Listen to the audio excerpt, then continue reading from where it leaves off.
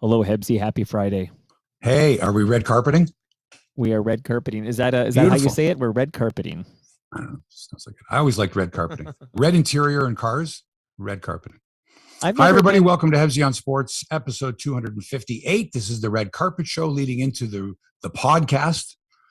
If you're just a podcast listener, and this is the first time you're listening on YouTube, welcome. You get the whole deal here, the whole enchilada. You get the pregame, red carpet, right, and the podcast, and maybe a little at the other end too.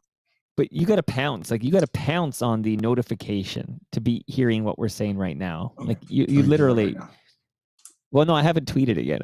I'm still. Oh, well, so no, what are you telling me? I'm saying people who follow your YouTube channel get notified when you go live, and they jump on it. But here, I'm going to tweet this at you in 2 seconds. Okay, Mike.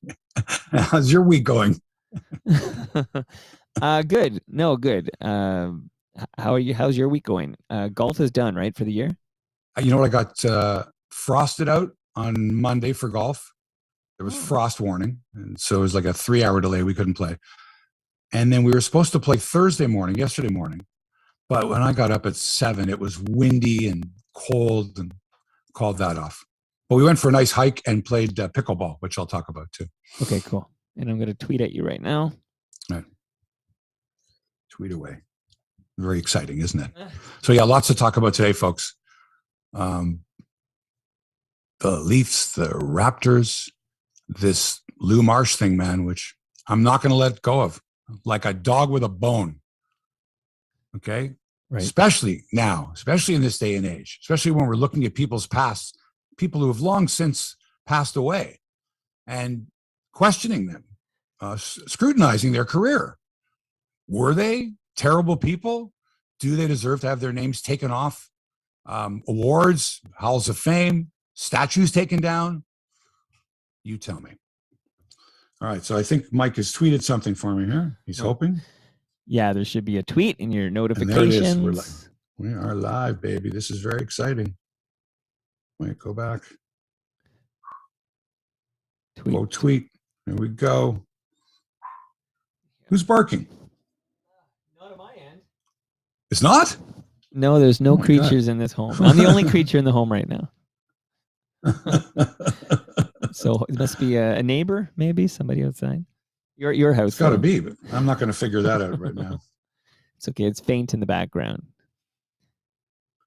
All right, let's fucking go. But I didn't. You want to go early? Oh, I see. You No. I was about to press record. Retweeted. Weather might turn next week, but this has been another good week. I'm happy with this November weather we're having. Mm-hmm. It's really nice. Went for a fantastic hike the other day. Beautiful fall colors. Oh, gorgeous at Tews Falls. I'll talk about that on the podcast. Yeah, I've been to Tews Falls. Yeah, that's the city of waterfalls, right? But the last time you were there, I bet you there are no fences all around it to stop you from jumping off the edge. Now there is. Like all this fencing, like 4 foot, 5 foot high fencing that just kills the views. That sucks. It does. It's terrible. Okay, we ready to go? Yeah, if you want to go, it's titch early, but what the heck? Who is barking out there? It's one of the Hebsy fans at the window there. So you hear that chirp much worse than we do. Like it must be so it's not so bad for us. It's pretty faint. Oh, you're good. Okay. All right. It's not my dog. That's right, because you have a cat. No, okay. Let's see here. Not anymore. No, not anymore. Long gone. Long gone. All right. I will. Well, you'll hear the song. I don't have to count you down anymore. Yeah, I can hear it, but it's very faint. It's very faint. All right, here we go.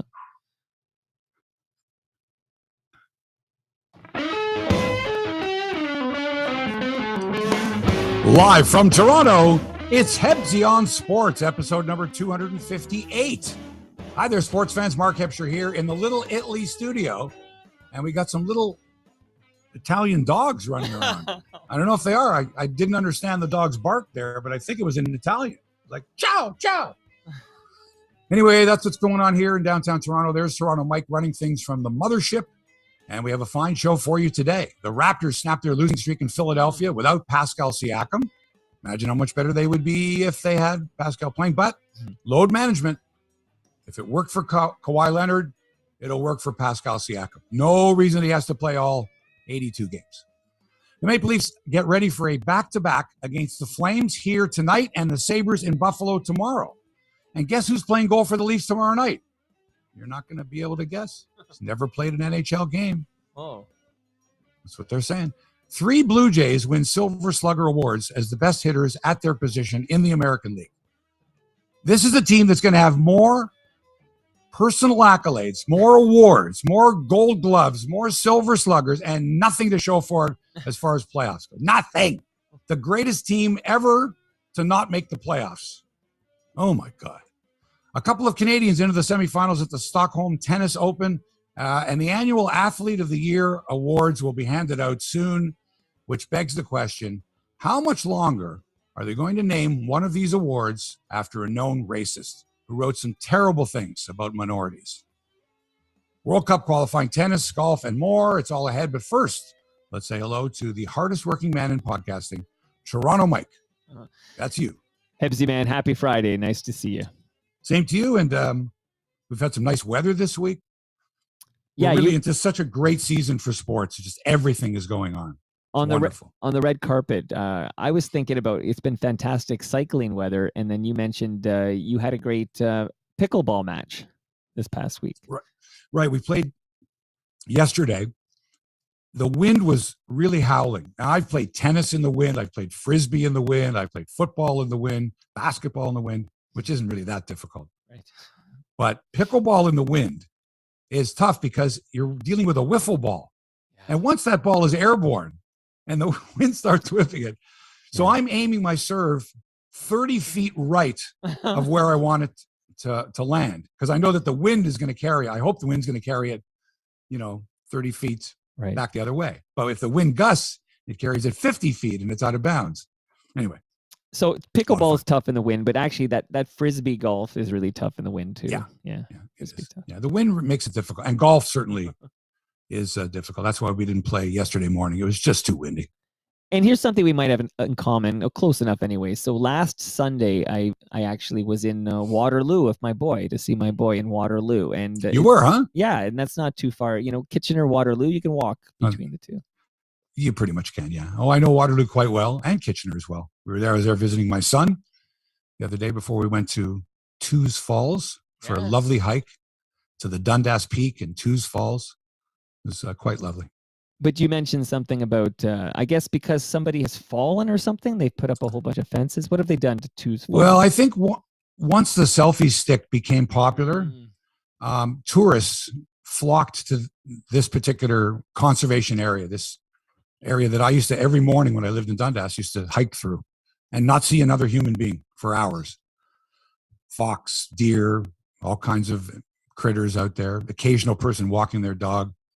But it was a beautiful hike, and it was great to get that fresh air in your lungs, and the views of Spencer Gorge and the falls were wonderful. And then the tourists started to come, and then sometimes they would fall into the gorge because they're trying to get that great picture. And they would disobey the rules and go down into dangerous areas. And then you know what it costs for a rescue squad to go down there? I can't imagine. Thousands. Taxpayer dollars. So they just said, screw this. And they put up fencing, and you can't go here anymore. It's too bad. Yeah, that's too bad. It's not the same. It's you're right. This whole Instagram culture has created these unnecessary risks to get the right shot. And really, what are you doing it for? You're doing it for the gram. Like, I mean, give me a break. I know, but the hiking part of it is like, I take my hiking boots. I'm not wearing sneakers. You've got people there in flip-flops, people in Cinderella slippers, ballet slippers or whatever. Right. And I'm going, are you kidding me? You can barely walk in those things. You're going to now stand on the edge of a cliff so you can get a good picture taken. Well, and speaking of Kitchener Waterloo, where we both were the past week, Peter DeMarco says hello from Kitchener Waterloo. He's tuned in. Now, is Peter in Kitchener or is he in Waterloo? Let us know, Peter. Are you in Kitchener or Waterloo? Because they're not the same. You could be. They could be in Ayr or New Dundee. Could be New Hamburg. Could be in Breslau. Wow, you do know that area. Well done. Name all these communities. I could be from Elmira and say that you're from Kitchener Waterloo. Remember, they filmed Bowling for Dollars in Kitchener.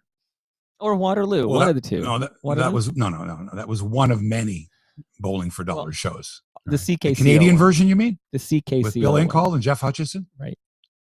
Yeah. Hey, remember, I went to school in Kitchener, baby. I worked at Channel 13 for a while. Right. Yeah, betcha. You've been all right. Let's get to some sports. Okay. A week ago, you may recall on this show, I was trumpeting the Toronto Raptors and even suggesting that they could contend for the Eastern Conference Championship. One particular fan disagreed with me. Said, "What are you talking about, Hebsy?" And then during the week, they lose 3 in a row, and I'm thinking, "What the hell have I said? What did I do here? Am I out of my mind?" Mike is right. They have no business being in the top echelon of the East. So after losing in Boston on Wednesday night, by the way, their first road loss of the year, the Raptors limped into Philadelphia without Pascal Siakam, who was load managed because of his shoulder. So he's not in action last night. The Sixers, though, were without 2 of their big guns, Joel Embiid, who's in COVID protocol, and Ben Simmons, who just wants to be traded. Might be the most obnoxious player in pro sports right now. Right. Him and Aaron Rodgers. Although, no, Rodgers is worse. Right. Way worse. Ben Simmons just doesn't want to play in Philly. So the Raptors took advantage. Freddie VanVleet stole the show in a 115-109 win. By the way, whenever I did Sportsline, I hated having to give the full score of a basketball game. You know what I mean? 3-2, 4-1. Right. That's easy. Yeah. 137 to 113. 113 to 10. Anyway, the Raptors won 115-109. I would just say the Raptors won by 6. But of course, if you had the over-under bet going, you'd go, what was the total number of points? Right. And then you got to add 115 and 109 really quickly to see if you won your bet. Anyway, FEV, 32 points, 6 rebounds, 7 dimes, and shot 6 of 11 from distance to lead the way. The guy is a stud. If you didn't know that. And that without last Kyle shot, Lowry on the team. That last with shot his mother was, in the stands. Oh, yeah. That's kind of neat, right? That she's repping the team still wearing the Well, she lives in Philly. Sure, but she wears the Raptors gear, and she's clearly a big Raptors fan still, even though she has all that Raptors gear. What's she going to do with it? She's going to break it out once, twice a year when the Raptors come to town. I just want to point the Fred, because I actually watched the fourth quarter. That's why I'm so keen. You did? Yeah, I actually watched it. Well, tell me what happened then. It was fantastic. And the Fred VanVleet shot from the corner it had shades of the Kawhi Leonard 4-bouncer, because it had that effect where it was dropping in and then it kind of buckled up and bounced around a bit. But anyways, it was nothing will compare to that. No, well, God, no. It didn't. He didn't swish it. I'm not suggesting. But did you see his celebration after he made that? Yeah, basket? the big balls. He's got big balls. Sam Cassell, right? Who's an assistant coach for Philly. He was right there on the sidelines. And here's VanVleet giving it the old Sam Cassell. Okay. I can't do it here on the show. You have to stand up to do it. A strut. It was a strut. So, yeah, good for the Raptors. OG Anunoby and Gary Trent, 20 each. Do I have to say Gary Trent Jr.? Yeah, GTJ. Do I have to say Vladimir Guerrero Jr.? Is there anybody that doesn't know who I'm talking about if I just say Gary Trent? That's like when we would say Cal Ripken. Like, you can just say Ripken. Like, we knew it wasn't Cal Sr. you were talking about. Thank you. Because there's just so many players that have Junior on the end of their name now. Just so many of them. Right. And I'm sure that they would just like to be known. I don't think Vladdy is going to be, hey, Vladdy Jr., how are you? No. Hey, Vladdy. Right. Maybe he just doesn't answer to Vladdy Jr. And Gary Trent, by the way. Yeah, go ahead. Did a really good interview in English when he won that award the other day. And, like I've been saying all along, Vladdy knows how to speak English, but he's not comfortable enough to say it in front of a television camera or a radio microphone for fear that he gets the wrong tense or he says something that's misinterpreted. It's not his first language. He can speak it, but not comfortably enough. So I understand that. I'm cool with that. I still think Hazel May should learn to speak Spanish. Meet him halfway. And Arash Madani, halfway. Little Espanol. Habla Espanol. Vlad, I've been to the Dominican Republic. I can speak pidgin Spanish, I guess. But I would like, if I was doing that job, I would like to learn more. The same way I learned better French when I worked in Montreal. So I could communicate with the French-speaking population and especially the athletes that I was interviewing. You meet them halfway. Anyway, back to basketball. Where was I? Oh, Chris Boucher, speaking of French-speaking, I believe he does. I'm positive he does speak French. I love the commercial he does for that fast food place too, where they're looking up at him. Is that one of those Mediterranean places? places where they look up at Chris Boucher? I think so. It's you. Anyway, he had 17. Rookie Scotty Barnes had 13. Raps now 7-6, good for 8th in the East, only 2 games back of Washington and Chicago, who are both 8-3. And like I said, Mike, the East is wide open. 11 teams are within 3 games of first place. I like that. Raps now 5-1 on the road, but just 2-5 at home. So this idea of, the Raptors coming home for the first time, they're not familiar. And even the fans are just kind of getting into it. They lost that terrible game last Friday night that I was at against Cleveland by 1 point. But the fans are still trying to relearn what it's like to be at a Raptors game. Now, of course, you're doing indoors with each other. A humorous bit here, of course, because that would not be an acceptable excuse for Hebsy Man. No, it's not. But I'm just saying that they're getting used to it. The other one is, why is it that at Leaf games, at the most inopportune times, 5 or 6 people start going, "Go Leafs, go," and then a few others join in while the shift is going on. "Go Leafs, go!" And then if the Leafs don't get a shot on goal or a scoring chance in 5 seconds, the chant just dies. Right. The other one is, "Let's go Raptors," is much more upbeat and right. If it was "Go Raptors, go," it would sound sucky. So can we change the "Go Leafs, go" chant to "Let's go Maple Leafs" or something like that? It's got to be 2 syllables. Let's go for that. Raptors. Like we're too many. Let's go or too Let's few go syllables. Buffalo. Yeah, I don't know. It's tough to go when you got the Maple Leafs. Nobody wants to say Maple Leafs. That's 3 But syllables. do Habs fans go? Do they all scream out, "Go Habs, go," and the whole arena goes, "Go Habs, go"? Nah, once in a while. I don't know. I don't like the "go so and so go." It's just too easy. "Go Leafs, go." They should add you to the game ops. Go Leafs, go. Sucks. Okay, Raptors are home to the Pistons tomorrow. That's right, Saturday night, basketball night in Canada. Hey. So the Pistons tomorrow at home, and then off to the road. Portland, Utah, Sacramento, and Golden State, all next week. So I would take a split on that trip, 2-2. My worry, though, is Fred VanVleet's going to get burned out. That they've got to find some minutes for some other players because he played 40 minutes last night. He played 36 in Boston the night before. The guy's going to end up being a puddle of sweat by the end of the season, unless he gets a little load management because there's no Kyle Lowry. Can I read your mind? You want to say something to this effect? If you could read my mind. Hey, when is that Massey Hall show? Is that tonight? When is that? It's coming up. Okay. You're gonna suggest Fred VanVleet needs a blow. That's my suggestion. Right. He needs a blow. I'm went. And you remember with Kawhi, we bitched and complained, but as long as they won and they went 17-5 with him not in the lineup, you got to learn to win without your best player sometime. That was a much deeper team, though. What a team that was. Holy smokes. They were. So Raps at home Saturday night, which means the Leafs hockey night in Canada is tonight, Friday night, against the Calgary Flames, who lost to Montreal last night. I don't think the fans went "Go Habs, go" at all in that game last night.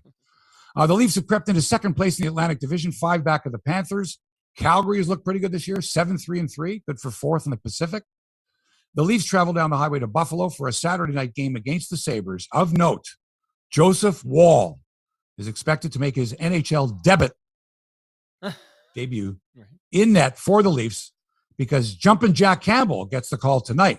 And really, if you were going to find a place to give Jack Campbell a blow, it would be tomorrow night, right? In Buffalo against the Sabres, who are not a very good team, even though they got off to a good start. I love that expression. It feels very 70s. Like that would be like a 19, like you need a blow. It feels like a 70s expression. Joseph Woll. And if they play Justin Hall, and Taylor Hall was playing on the other team, so he had a guy named Saul. Do you remember there was a time when the Jays had a Wells and they had a Wills, a Frank Wills, a David Wells, and Willis, and they had a Ward, which is a little different, but they had a bunch of W's and they all sounded a little similar. So I guess it happens. I'm sure you can find. Actually, you know what? I had Go ahead. What team did I have?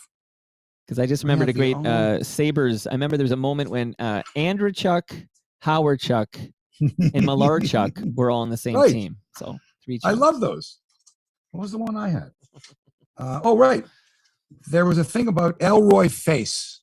who was a relief pitcher who finished his career with the Montreal Expos. Was a great pitcher for the Pittsburgh Pirates. And so I thought, face, that's a good one. What about the all body parts team? Right. Started coming, and I thought of Jeff Finger, of course, for in hockey, but then Raleigh Fingers. Right. And then you got Bill Hands and Barry Foote and Ted Beard and Bartolo Colon, right? A colon. Yeah, but you want to know the best of all? Jim Ray Hart. There's a baseball player who has 4 body parts in his name. You ready for this? I know, Tony Armas. Right, Tony Armas. Tony Armas. But Armas itself is not a body part. No. That was a deep dive. But it's funny. But you had like Jim Ray Hart. Okay, there's a heart. Yeah. You had Bill Keister. Keister is an expression for behind. Sure. Following your keister. You had Heine Manush. Heine is the same thing as a keister, basically, right? Anyway, just coming up with names of body parts. Silly stuff. There was another one. I think it was the Butcher Shop. Pittsburgh Pirates had Ray Lamb, Bob Veal, Bob Moose, right, and I don't know. That's good. Jimmy Poulet or something like that. I don't know. It's good stuff. Anyway, okay. The Senators, Ottawa Senators, had 9 guys out with COVID last night against the Kings. Lost 2-0. 9 guys out with COVID. They had 13 players available. And then after the game, when they were talking to DJ Smith, the coach, he's like, what am I going to do? I got 13 guys. I'm looking down the bench. I got half a team. We did our best. But you'll have to excuse us for not winning last night or even scoring a goal. We didn't have any players. This speaks to it speaks to 2 things. But one is it speaks to the effectiveness of the vaccine, because clearly this Delta variant you can still get your COVID with the full vaccination. There's a lot of breakthrough cases here.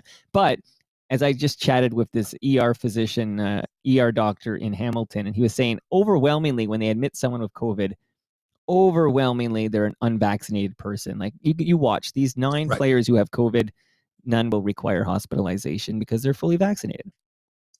Right. But still to get it. Oh yeah. And you are possibly playing against players. Like if you go to the States and you play against what's his name? You can't play Bertuzzi with from Detroit. Right. You couldn't, right? Because he's unvaccinated. Right. And he can't come to Canada. Give it to grandma. Kyrie Irving in basketball. Yeah. Right. Rogers. Hey, that's the story. Okay. Bob Murray resigned as executive vice president and GM of the Anaheim Ducks the other day after allegations of improper professional conduct. The move is effective immediately, and Murray will enroll in an alcohol abuse program. The decision was made one day after the Ducks placed Murray on administrative leave pending an internal investigation. Anaheim has not specified when these complaints were made or how many people have come forward. I'm sure it wasn't just one person. So, Mike, this is not a surprise, as the NHL has a hotline to report such abuse, and it appears the complaints and allegations have come via this hotline. Imagine if something like this was put in place 20 years ago. More. You can, look, they did it with, police departments did it with tips, right? Tell 222 tips if you've got something about a crime. No one will know it was you. Complete anonymity. Why didn't they have this set up? Because they didn't think anything was wrong. Why should we investigate this stuff? People were afraid to complain because they lose their jobs. Anyway, so this is great news for pro sports because these organizations are now being closely scrutinized, and not just pro sports, all sports and all organizations should be as well. There should not be any culture where there's intimidation, fear, abuse of any kind. It's terrible. However, there are other organizations which should also be scrutinized besides sports, such as the Toronto Star, which has handed out an award for Athlete of the Year since 1936, despite the fact that the award is named after a racist writer by the name of Lou Marsh. So how is it that the Cleveland baseball team and the Washington football team and others have been forced to change their names? Men like John A. MacDonald, George Washington, who used to be heroes, are now known as slave owners, having statues taken down, names taken off schools. So it's okay for the Toronto Star to continue to glorify someone who called people coons and macaroni eaters by having an award named after him.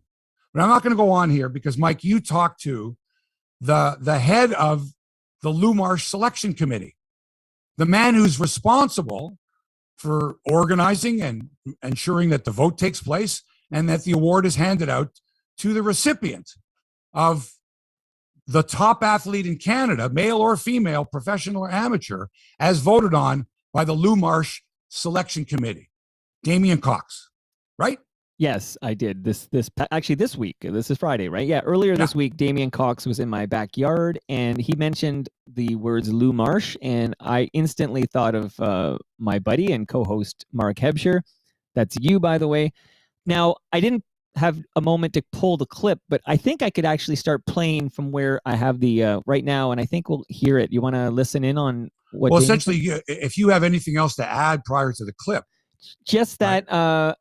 I asked him about how can they name this award after somebody, and I hope I have my facts right, Hebsy, because I was thinking off the top of my head. I remember the anti-Indigenous rhetoric, and he was clearly so there was some hate towards Indigenous peoples. But now you tell me if I'm right. Nazi sympathizer, or was he just he was like in favor of the Berlin Games? What can you remember? He was about in that? favor of the Berlin Games, while others wanted to boycott the games. Other sports writers and such. Okay. And he was in very tight with the Canadian Olympic Committee. He was in a conflict of interest. He wanted to see the Olympics go on, even though he knew and others knew of the atrocities that were going on in Nazi Germany, starting in 1933. So it would have been right. That would have been David Halton's father, Matthew Halton, who wrote for the Toronto Daily Star and wrote 27 articles after he returned from Germany. He had gone twice to Germany in 1933. And that's when Nazism began, when Hitler became Chancellor of Germany in 1933. Right. So leading up to the Olympic Games, it was well known that there were atrocities against Jews, especially, and others. Kristallnacht had taken place, all this. And he had written extensively in the Toronto Daily Star. And Lou Marsh knew about this because Lou Marsh was the sports editor of the Toronto Daily Star. Yet he still was against the boycott. In other words, let's win Olympic medals. The heck with what's going on. The heck with who's being persecuted. That's not a Nazi sympathizer, right, but it is someone who was ignored the facts and ignored humanity in order to chase Olympic glory and his own glory too, because he knew all these people and was in cahoots with the Canadian Olympic Committee. He was probably an extension of the public relations department of the Canadian Olympic Committee, glorifying Canadian athletes and their pursuit of excellence, as opposed to human rights and social issues in Nazi Germany, the country that was hosting these games. Right. And let me tell you another thing. There were several athletes who boycotted the games, Canadian athletes. Sammy Lufspring, the boxer, was one that I can think of. What was the other one? Eva Dowes, a high jumper. And so it was well known that there were a lot of people, athletes and otherwise, that did not want Canada to participate. And Lou Marsh himself said, Canada has no real reason for dropping out of the Olympics unless Great Britain decides to withdraw her team. So that's nice and convenient. If Great Britain's not going to pull out, why should Canada? Anyway.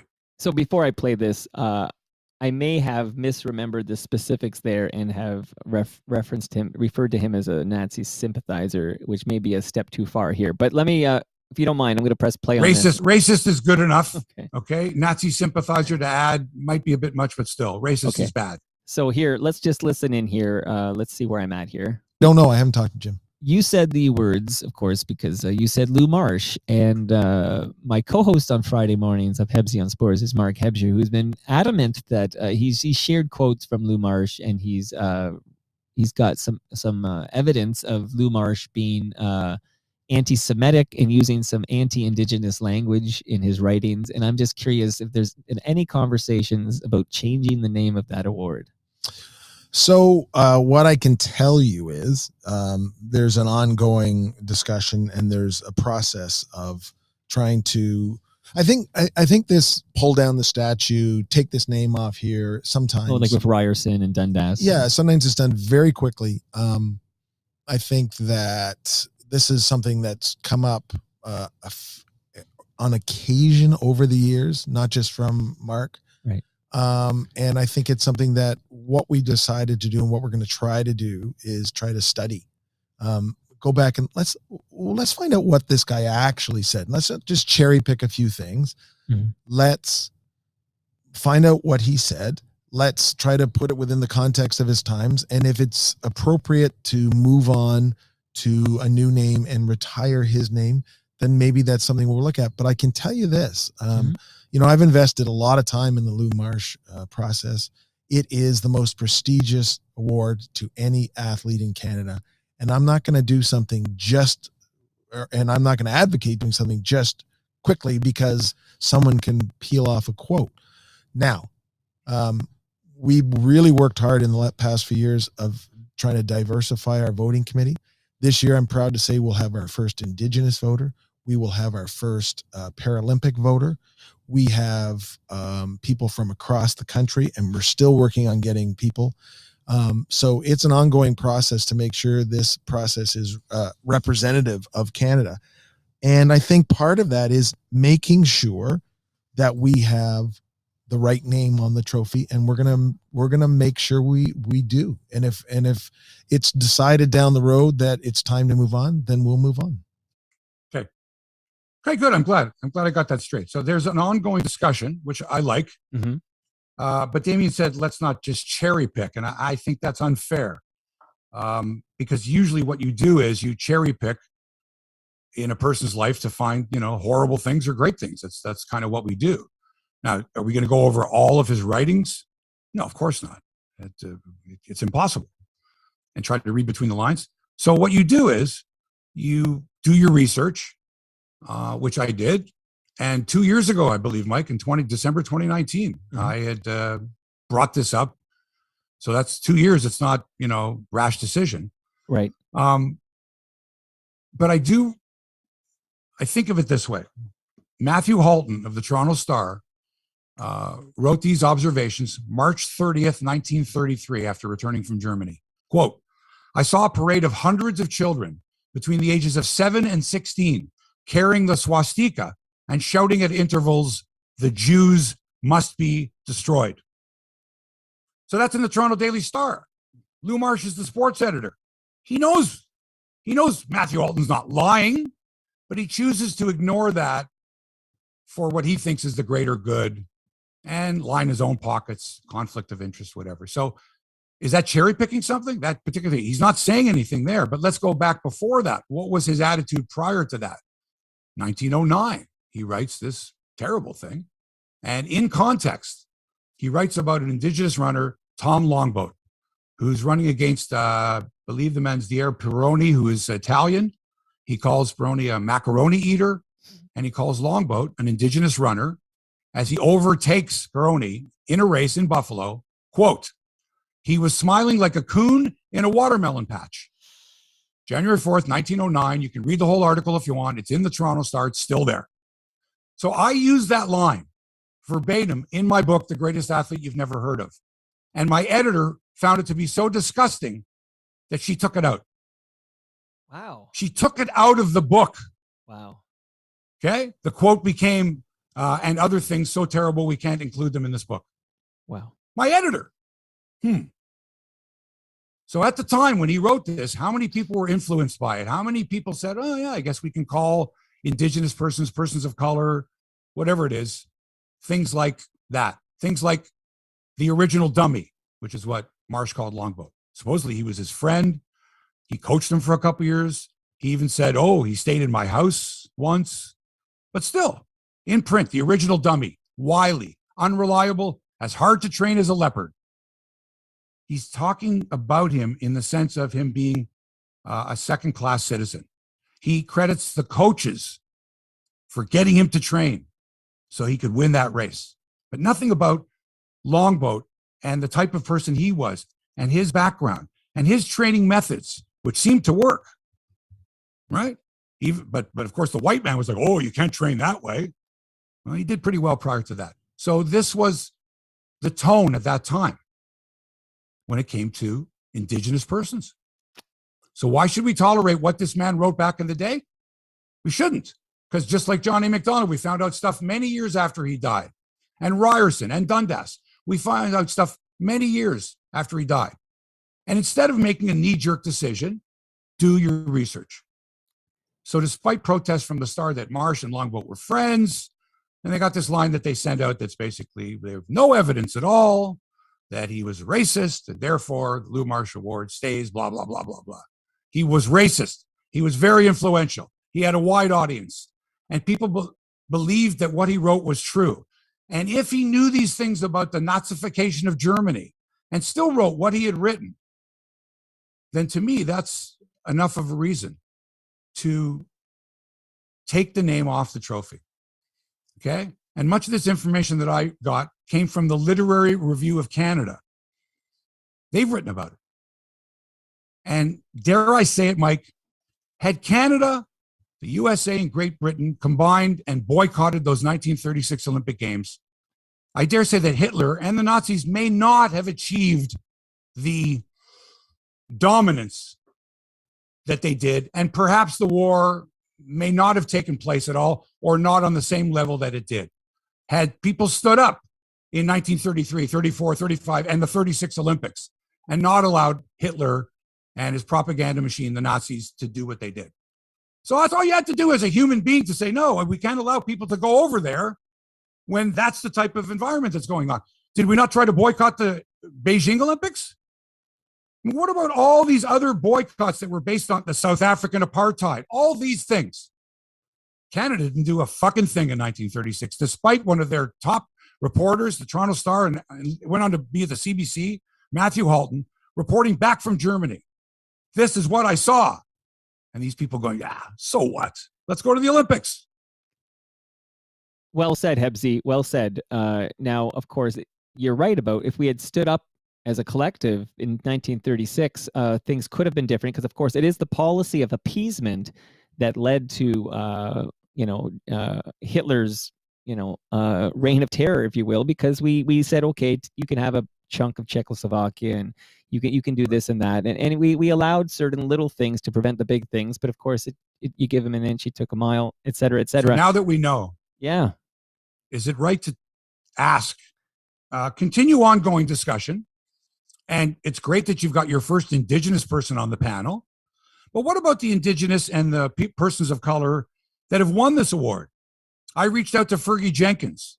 I asked Damian Warner, who should win it this year, as the gold medalist at the Olympics as the decathlete. Anyway, or Andre DeGrasse, perhaps. But anyway, both persons of color, how they would feel now that they know more about Lou Marsh. How does Fergie Jenkins feel knowing more? How do all the recipients? I asked Bruce Kidd, and he does not refer to it as the Lou Marsh Award. He does not. Interesting. He knows. It would be interesting. So let's call it the Milt Dunnell Award, the Jim Proudfoot Award, the Randy Starkman Award. It's time. It's time. It would be interesting to speak to that new Indigenous voter and just ask his or her thoughts on these quotes that you've shared. One last thought, though, for you, Hebsy, is I remember we talked about changing the name Dundas. Yeah. And I felt it was time, and you were against it, weren't you? I was against it because I again, was there enough evidence? But at the same time, are there others? I mean, in other words, should everything be taken down at the same time? Should it kind of be a committee to go, all right, we've got this guy, that person, that person. Let's sort of make this blanket decision that all of them, their names should be taken down, or there's been enough research done. For all I know, there's research being done on many, many people to find out, maybe to cherry pick, but still that's okay by me. If you were a shitty person and you had influence and you influenced others to think the same way you did, okay, over the years, I think that's it's significant enough that you should be able to go back and say, no, this person's name should not be associated with that. And before we get back to sports and talk some Blue Jays, I just want to address those watching on YouTube. I have reports that there might be a clicking sound on the live stream, but I'm just going to assure the people who are listening to the YouTube stream that there is no clicking sound on the recording. So the podcast recording will be clean and pristine and will sound as good as it sounds in my headphones right now. So just like this? I don't know, because I'm not listening to the live stream. I'm listening to you live. So I'm just getting reports on YouTube here. It's not a metronome in the background. It's a clicking sound. All right. Go ahead. Baseball. more accolades for the Toronto Blue Jays. I didn't think this was possible. This is the greatest team that ever played a game that never made the playoffs. Honest to God. Cy Young, MVP, Silver Slugger, Gold Glove, everything except the playoff position. Vladdy Guerrero, Marcus Semien, and Teoscar Hernandez all named Silver Slugger Award winners yesterday, meaning they were the best hitters at their position in the American League. So 30% of the Silver Slugger winners came from the Blue Jays. Wow. Wait, what am I saying? Not even. No. 3 out of 9. 33%. Right. Because there's 9 hitters. I was thinking the DH and adding. Anyway, 33% of Silver Slugger winners, Blue Jays. I don't have to say anything else. That's amazing. Next stop is the playoffs. Well, next stop is sign Marcus Semien. Right. So anyway, the top free agents as of right now in baseball: Carlos Correa, shortstop; Corey Seager, shortstop; Freddie Freeman, first baseman; Chris Bryant, third baseman, could play the outfield too; Max Scherzer, right-hand pitcher; Marcus Semien, second baseman, Gold Glove winner, or shortstop, which he prefers; Trevor Story, another shortstop; Kevin Gausman, right-hand pitcher; Robbie Ray, left-hand pitcher; and Starling Marte, outfielder. Pretty good crop. And again, Robbie Ray's going to command some big dough. Mm-hmm. Don't know if the Jays can re-sign him. Don't know if they want to at that price, whatever that price is. But you got to have Semien. And you got to know that Semien wants to play in Toronto. And if you know that, you got to offer him the moon. And he deserves it. Let's hope they do it, man. Do you think the Edward Rogers situation affects us pursuing big price free agents? Positively. Because if there's one thing we know that Edward Rogers loves, it's the Blue Jays. Rogers' communication, not so much. But there's reports. The Jays, yeah. There's reports he doesn't like spending big bucks on. No. There's reports that he does like spending big bucks. Right? For example, last year, George Springer. Sure. Year before? That's evidence. Hyunjin Ryu. That's big bucks. Okay. He spent it. I've heard rumblings. Okay, I hope you're right. I've heard rumblings. I've heard rumblings from good sources that, yes, he did sign the checks, those massive checks, of course. That's evidence. But he doesn't like doing that. Well, let me put it this way to you. If you went, as long as he's gone, without having fans in the stands, all that money, how do you recoup that? You fill the stands this year. How do you do that? You put the best possible team on the field. You spend the money to make the money. You go and get the free agent. You re-sign Semien, and all of a sudden you've got 5,000 more season ticket holders. Much more demand for tickets. Yes. Let me give you an example. The other day I got an email saying spring training tickets are now available. Right? I got the email 20 minutes after it was sent to me. I immediately go to the site because I'm going to Florida this year, and I start ordering tickets. And they give you a nice diagram of what tickets are available at these prices. You run your mouse over it. These are $28. These are $35. I'm in my glory. Man, as I'm starting to pick tickets out, sold out. That part's sold. Not completely, but the best seats, obviously, have already been taken. I've known for 20 minutes. I get tickets to 4 games. Snap them up. Can hardly wait. It's going to be fantastic because for the first time since I don't know when, you can see these guys up close in a relaxed type of atmosphere, and then get the feeling of what it's going to be like following them for 162 games in the regular season as they try to make amends for what happened last year and the year before, not playing at home, not being comfortable, all that stuff. No more excuses. Spend the money. Put the best team possible out there and knock off Tampa and Boston and the Yankees. Show them what's right. Hebsy, I'm not your accountant, but just remember, those are business expenses because you host a sports podcast. Oh, thanks. The only thing is I have to do the podcast when I'm down there? No, you're gathering intel. Like, you don't actually have to do it from down there. You're going down there to gather intel to bring to the Hebsy on Sports listenership. I'm being serious. This is a page out of the Howard Berger playbook. This is you get that. Stop it. This is totally a business expense. I'm not kidding. The tickets. Yeah. Anything related to What about the accommodations? I'm pretty sure. Talk to your Airfare. accountant. I'm not your accountant. Talk to your accountant, but I believe it could be used as a business expense on your taxes. I would have to get a credential from Rich Griffin of the Blue Jays. I don't even think you have to. Wonder if I could get one. Well, here's the correspondent for Hebsy on Sports. Right. You ask. They give the athletic bunch of if they give the athletic stuff, they should give Hebsy. Are they still in business? I believe so. They don't have any baseball writers. They got rid of them all, didn't they? Right. Stoughton gone. John Lott gone. What's her name? Gone. Right. Well, they're all gone. No I do know they are in some. They are hemorrhaging cash over there, but they're still in business, buddy. And so are you. So let's use that to your advantage financially. Okay. Canada gets Costa Rica tonight in Edmonton as World Cup qualifying continues in the CONCACAF group. That's the North American and Central American group of nations that are going to be allowed into the big World Cup. But first, you got to qualify through your regional area. So Canada's unbeaten in 6 games, currently hold down 3rd place in the group with 10 points. Costa Rica is 5th in the group with 6 points.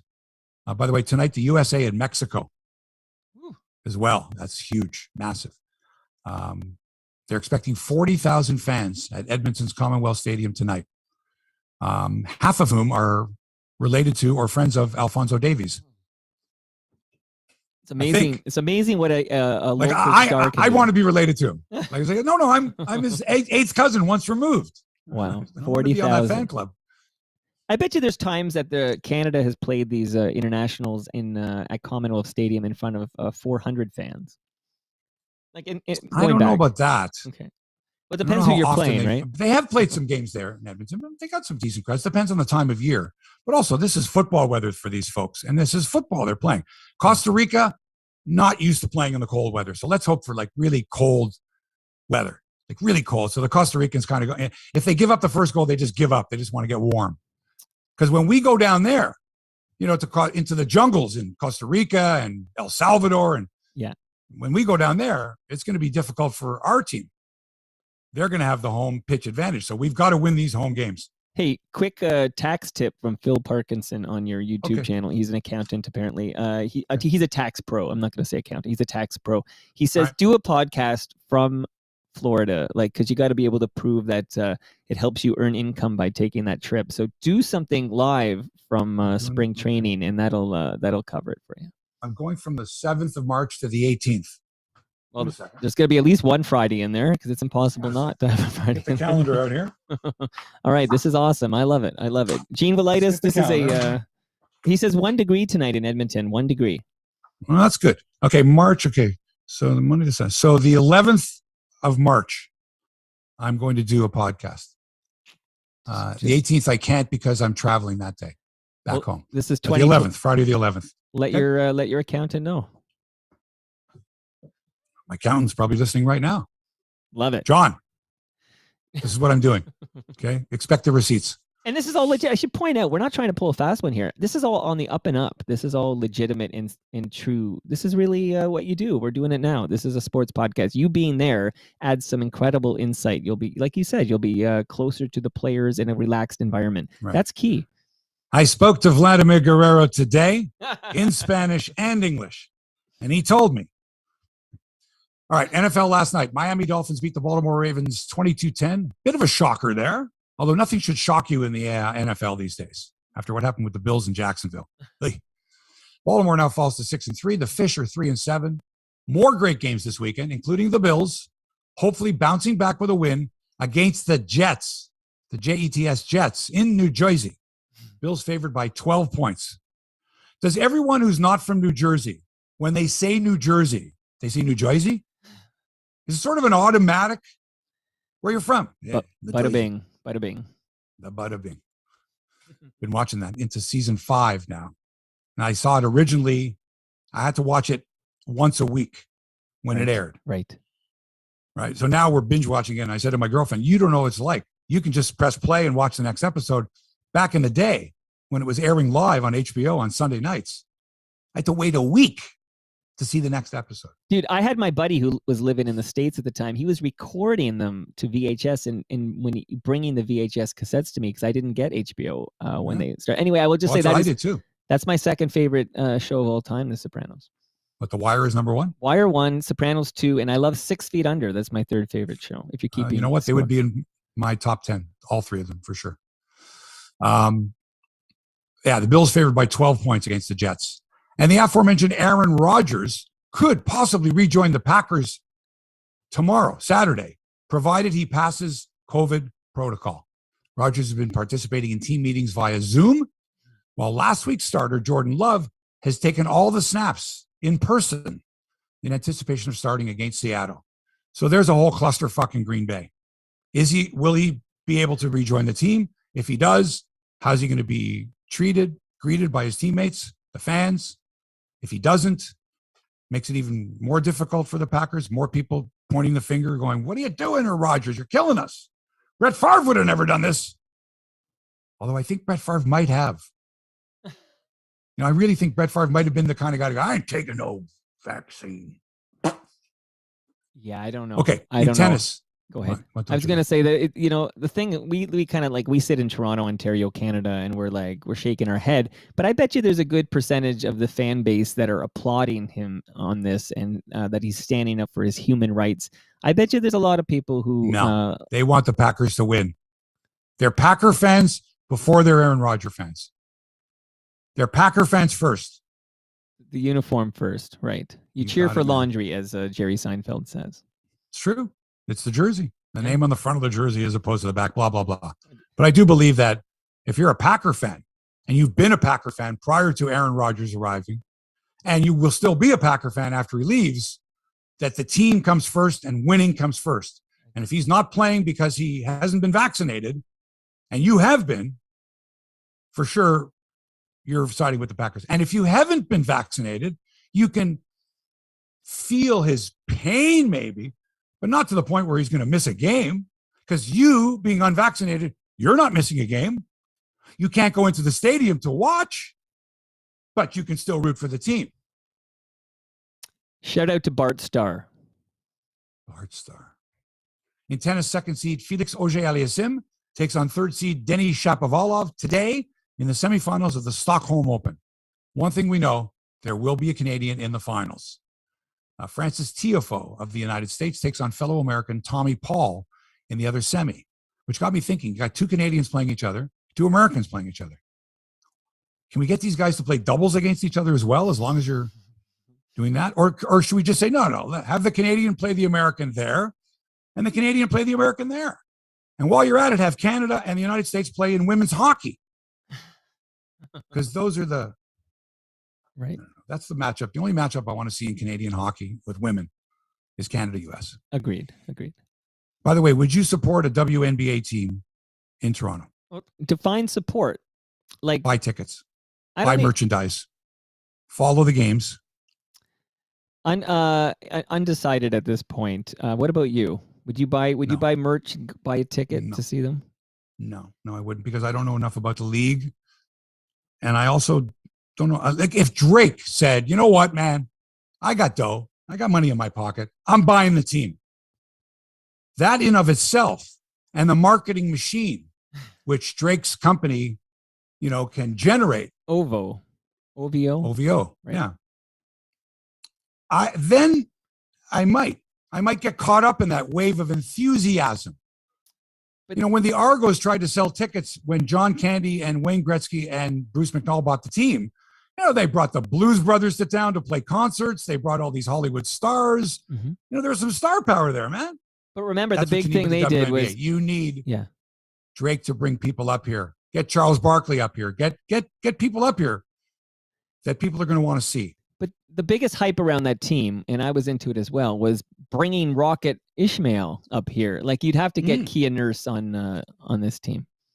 I think that would be a huge move. But for Drake to be looking around going, "Yeah, man, let's get somebody." Dude, who's got more money than you? And how much can it cost for a WNBA franchise? And you're not going to make that money up in marketing alone? Come on. Drake, Well, then if he buys the team, he's going to have to show up to the games, and maybe he doesn't want that obligation. Maybe he's got obligation. Yeah, like it would be awkward if Drake came to Raptor games, but not to the WNBA team that he owns. He'd have to actually show up courtside, I would think. No, he wouldn't, and that's just it. By association, by the National Basketball Association's association with the Women's National Basketball Association, and Drake's association with both associations. It's a natural fit. He's already a member of the NBA, glitter eye or whatever it is. Right. And now the WNBA will be powered by the NBA because all basketball fans, female or male, are NBA fans first.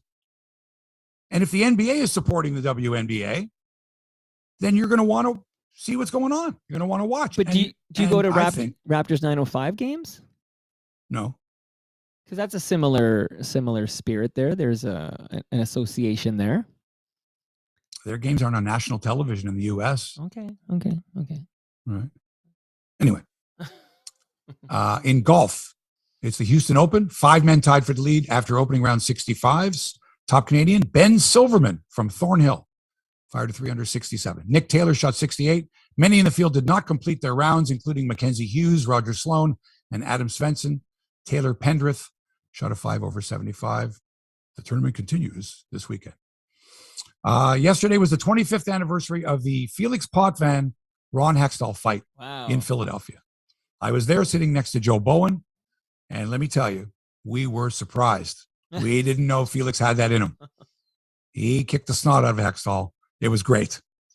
But the best part was after the game, even though the Leafs lost the game, as the team bus is leaving, and remember the team bus is underground, like, down in the garage of I think it was called the Core States Center. It was the first time the Leafs played there. They'd been in the Spectrum prior to that.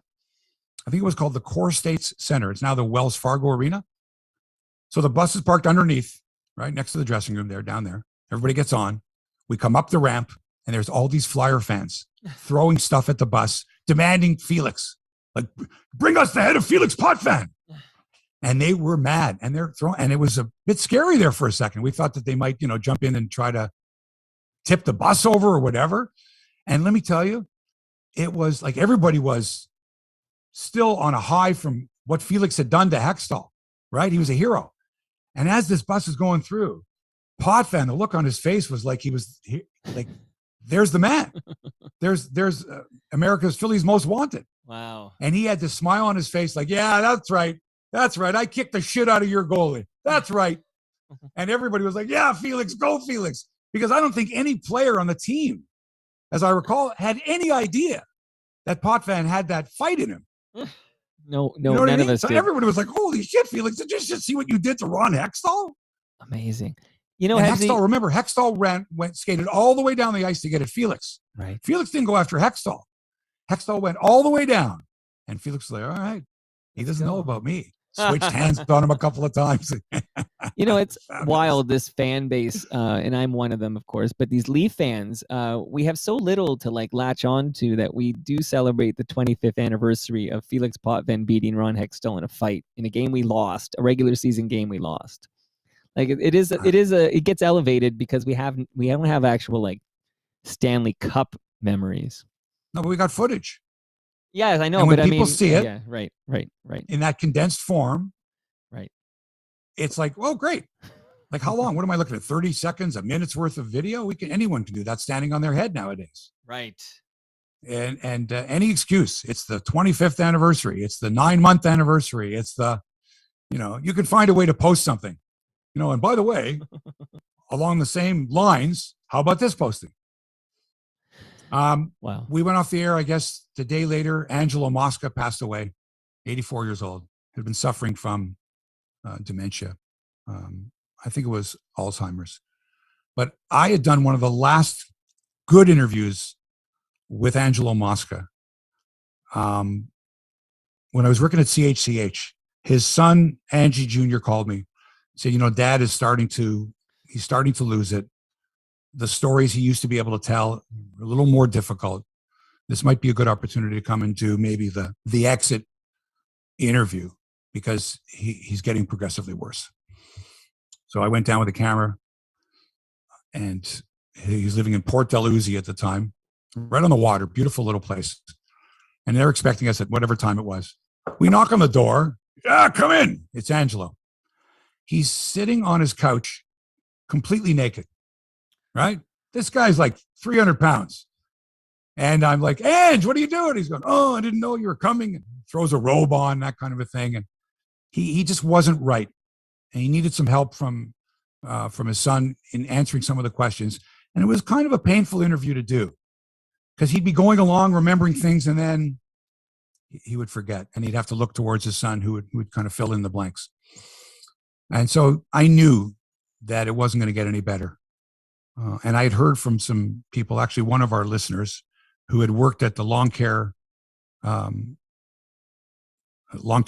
care home that Angelo Mosca was in, that nobody came and visited him over the last few months of his life. It's kind of sad. That's a terrible disease, Hebsy. And it is tough for family members too, because when you walk in, even if you're seeing your dad thinks you're like one of the nurses or something, has no idea that it is tough for everybody. What a horrible disease. So I would have run this interview on today's show had it happened in the last couple of days, but I decided that, I guess it was last Saturday or Sunday, that I would find the interview that I had done from 20 years ago at the Fergie Jenkins golf tournament. It's about a 3-4 minute interview where he's glib and articulate and funny, well-spoken, the Angelo Mosca of 20 years ago. Right. And I took the audio from that. I found some video and some pictures of Angelo Mosca as a football player and as a wrestler, and put them into this video, which has gotten a lot of hits on YouTube. It's an Angelo Mosca tribute. And that's how I remember him. Good storyteller. Full of himself in a lot of ways, but in a fun way. And he really wanted the Canadian Football League to not survive, but flourish. But they wouldn't allow him to. They were afraid that Angelo Mosca wasn't the right spokesperson for the league. You know, and I think that really hurt him, because he felt he had done a lot for the league and he was a well-known figure, and yet he didn't get the respect from the Canadian Football League that he felt he deserved. It's kind of too bad. And before we go, PSG, Paris Saint-Germain, midfielder Aminata Diallo, this is a woman, was arrested after a teammate who had taken her starting spot was beaten by masked men. That's right, pulled from a car that was driven by Diallo and beaten by masked men. So the first thing I thought of was Tanya Harding and Nancy Kerrigan. Right. Like, this girl got her spot taken over by another girl on Paris Saint-Germain, and she didn't like it, and she had the other girl whacked or beaten up or whatever it was. Anyway, Diallo has since been released from custody because they, you know, kind of drew a line from one to the other. She had motive, but there's no evidence to suggest at all that she was responsible. But it does bring up the question, who's doing that? Like, was it a random carjacking or something, or did they know exactly who this was and they're going to beat her up? Weird, eh? What country is this again? France. Well, in France, you're allowed to hold people in custody for not for no particular reason, but if you have the slightest bit of suspicion. Citizen's arrest, I think, or something. No, this was the cops. Okay. But still, they were like, wait a second, we're going to hold you in custody before we can eliminate you as a suspect. But it looks, look, she took your job. You're upset. She got whacked. Put two and two together. Anyway, more on the story as it develops. And that's it for episode 258 of Hebsy on Sports. Thanks, as always, to Toronto Mike for production and inspiration. Hit him up at torontomike.com. And thanks to you for allowing us into your headspace. It's been a pleasure. We'll see you next Friday. Back with another exciting episode then. Until then, so long for now.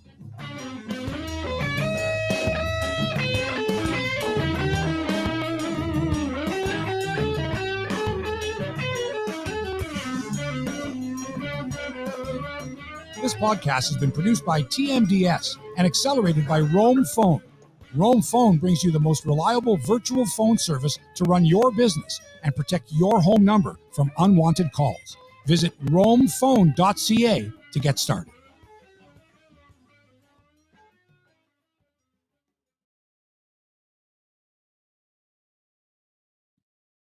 All right. So Beautiful. let me turn off the camera, and then I have an idea, but I'll tell you when I say goodbye to everybody. Goodbye, everybody. So long, everyone. Thanks. Have a great week.